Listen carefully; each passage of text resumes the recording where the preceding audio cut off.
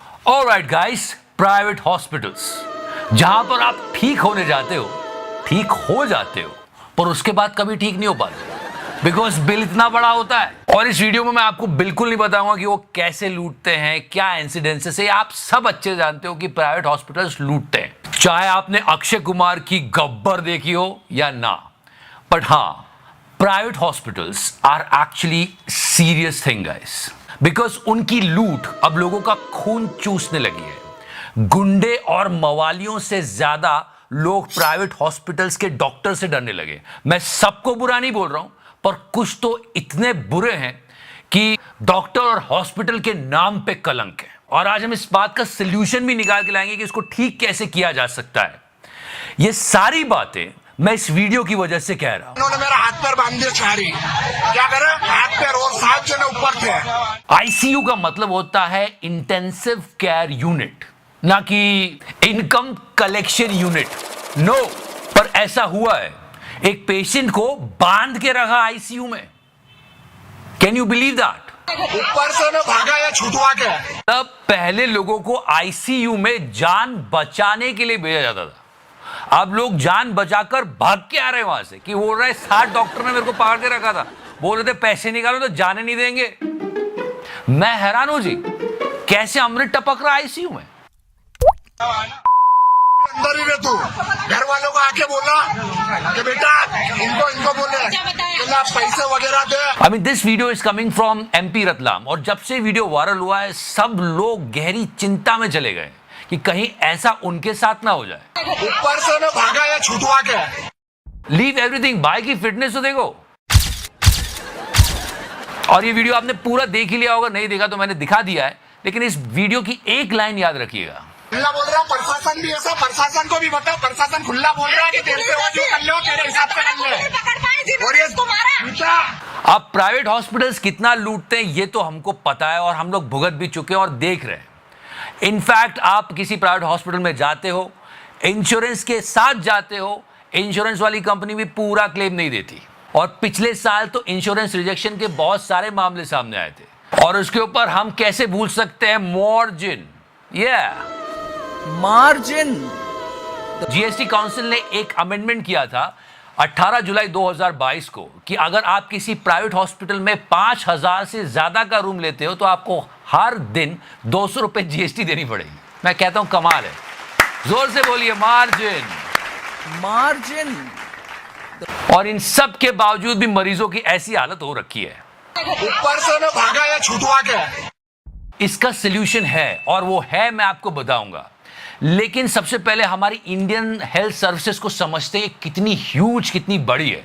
अगर हम Indian health services की बात करें और प्राइवेट और गवर्नमेंट दोनों सेक्टर्स को जोड़ दें तो टोटल 372 बिलियन का मार्केट है ये। कितना बड़ा, और सबसे ज्यादा रोजगार भी यही प्रोड्यूस कर रहा है। इतना सब कुछ होने के बाद भी यही चिंदीगिरी। मैं हैरान हूं जी, पेशेंट हॉस्पिटल से भाग के बाहर आता है और बोलता है डॉक्टरों से मेरी जान बचाओ। गवर्नमेंट ने जनता की भलाई के लिए काफी काम किए हैं, और उसमें सबसे मेजर है Ayushman Bharat Yojana. And Modi ji is taking blessings of all elderly people. वैसे दोनों की उम्र में ज्यादा फर्क नहीं है। I mean I'm just saying that. And if you talk about Ayushman Bharat Yojana, बहुत प्रेस करता हूं इसको सच में, और बुजुर्गों के लिए तो बहुत अच्छा किया है। चलो आपने बुजुर्गों से रेल यात्रा में मिलने वाली सुविधाएं छीन ली, पर आयुष्मान भारत लाके आपने अच्छा किया ताकि उनको थोड़ी सहूलियत मिले। आयुष्मान भारत योजना, इस योजना के तहत देश भर में 50 करोड़ गरीबों को हर वर्ष 5 लाख रुपए का मुफ्त इलाज सुनिश्चित किया जा रहा है। लेकिन क्या ये सही तरीके से जा रही है? सीएजी की रिपोर्ट बोलती है कि मरे हुए लोगों का इलाज हो जाता है। ये तो कुछ ज्यादा ही तेजी से जा रही है। एक मोबाइल से 10 लाख लोगों का रजिस्ट्रेशन हो गया। उसमें लिखा है 5 लाख रुपए तक का मुफ्त इलाज। और ये मैं नहीं लगा रहा हूं, ये सीएजी की रिपोर्ट में आया। हरियाणा के 600 हॉस्पिटल ने आयुष्मान भारत सर्विसेज को सस्पेंड कर रखा है। 400 करोड़ अटके लोगों के। आप प्राइवेट हॉस्पिटल्स में जाते हो, मैंने खुद गोदी चांस ने कई बार रिपोर्ट किया है कि आप प्राइवेट हॉस्पिटल्स में जाते हो, आप अपना आयुष्मान कार्ड दिखाते हो, वो कहते ठीक है लेट जा बेटा, आप एक दिन 2 दिन एडमिट रहते हो, लंबा चौड़ा बिल बन जाता है, आप ठीक हो जाते हो, बिल के साथ साथ डॉक्टर ये बोलता है कि इसमें आयुष्मान कार्ड नहीं लगेगा, और फिर आप सोचते हो सच्ची, और फिर आप फिर बीमार हो जाते हो। ये बहुत बड़ी ट्रेजेडी कई लोगों के साथ हुई है। अगर हुई है तो कमेंट सेक्शन में लिख सकते हैं आप। देयर आर मल्टीपल केसेस, और गोदी मीडिया ने खुद रिपोर्ट किए हैं। तो गवर्नमेंट अपनी कोशिशें कर रही है, लेकिन काम पूरी तरह से हो नहीं पा रहा है। वैसे इन सारी बातों में हम ये भूल गए कि हमारे हेल्थ मिनिस्टर कौन है। कौन है? नड्डा साहब, आप है हेल्थ मिनिस्टर।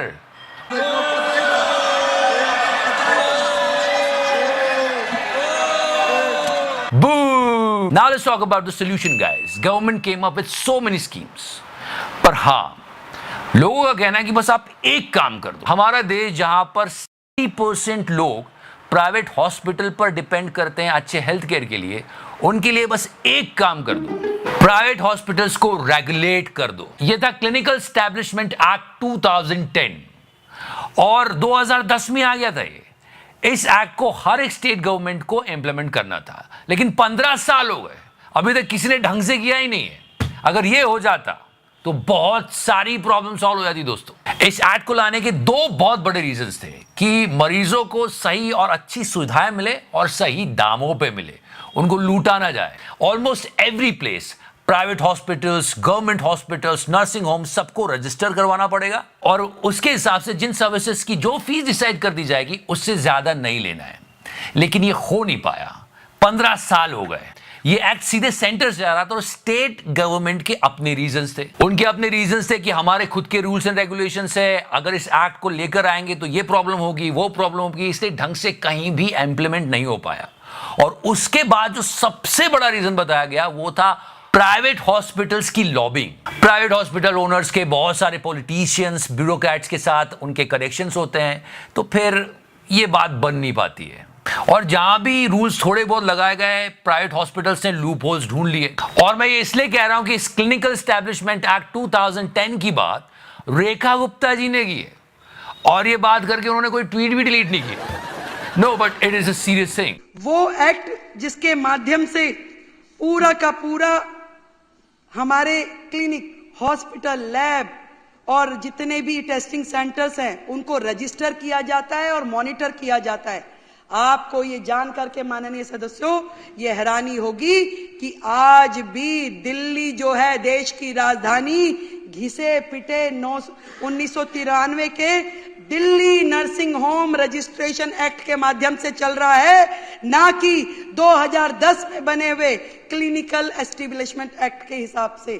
क्योंकि इस पूरे एक्ट के माध्यम से अगर चलते तो वहां पे बहुत सारी चीजों की जवाबदेही तय हो जाती। वो ये बता रही थी कि आपकी सरकार जो थी वो ये नहीं करती थी। पुराने नियमों के अनुसार जब वो काम कर रहे तो उनको कोई मतलब ही नहीं, क्योंकि बहुत सारी चीजें उसमें कवर ही नहीं होती। जो मर्जी करें, कोई पूछने वाला नहीं है। तो अब तो आपकी सरकार है, सेंटर में भी आपकी सरकार है, हर जगह आपकी सरकार है, 20 राज्यों में आपकी सरकार है, तो आप इंप्लीमेंट कर दो मैडम, इससे जनता का बहुत भला होगा। क्यों नड्डा साहब, क्या कहते हो?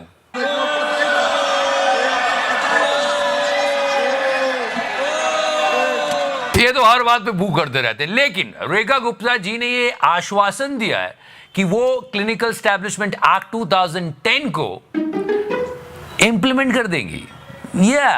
कि हम अगले हाउस में सबसे पहले इस एक्ट को, जो क्लिनिकल एस्टेब्लिशमेंट एक्ट 2010 है, इसको लेके आएंगे और सारे आगे के निर्णय उसी एक्ट के माध्यम से लिए जाएंगे।